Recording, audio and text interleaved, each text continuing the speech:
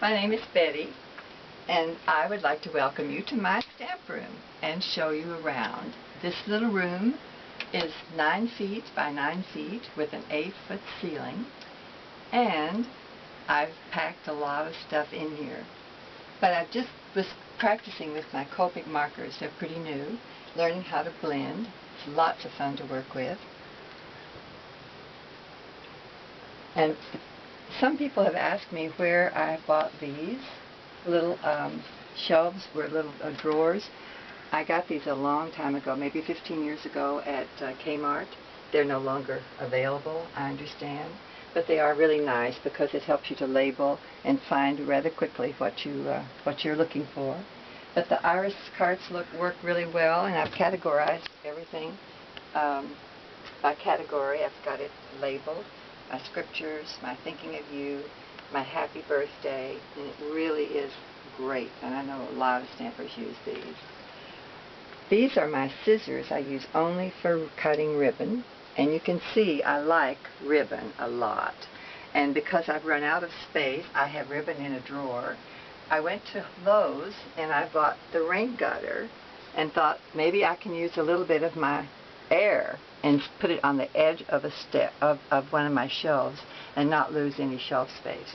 That works really well. And IKEA has these curtain rods, which I'm sure you all are familiar with. I got those for the punches. They work really, really well and take up minimal space.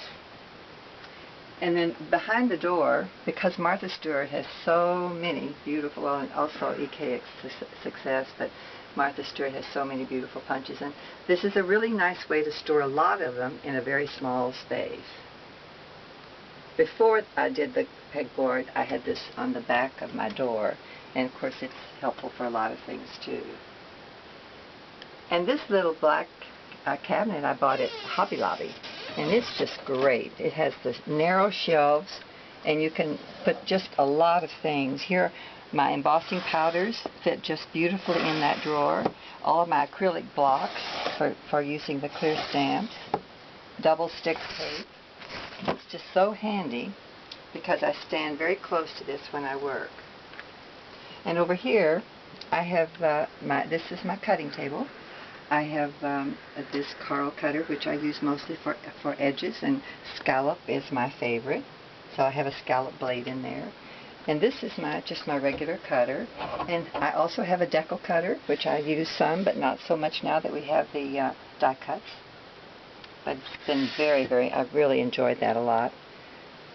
And here I have, over here, the Carousels, which you can see just hold so many things. And I like the little drawer because you can label and find right away. These are my tiny applicators. Over here I have just some little cotton balls.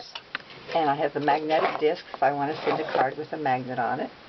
Oh, here are my precious ones, my 3 grandchildren. This is Nathan, Theo, and Arthur. And oh, I love them so much. Here's another carousel in the corner for the bigger brushes and some of the larger scissors and so forth. Here are my colored pencils. And these are just little tiny stamps that are mostly from Judith.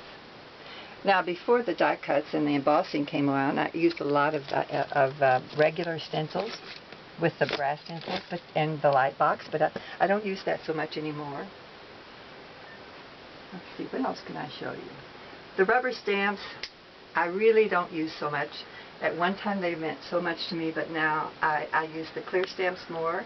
And of course the die cutting and the embossing. And you can see I don't have room in this room for that, so I have another station outside this room for that. Over here I have an embossing corner. This is where I do my embossing. Powder, my heat gun, my glitter. Lots of stamp pads. You can see that I love stamp pads. And ribbon coming out of everywhere. And I like doing cards with punches. My grandchildren, I sent one of those to them. It's a great room. It's so tiny. Every time I think it's completely finished, filled up, nothing else, I can put nothing else in it, I can still find just a few inches here and a few inches there. Thanks for visiting with me. I really enjoyed showing you my room. Bye-bye.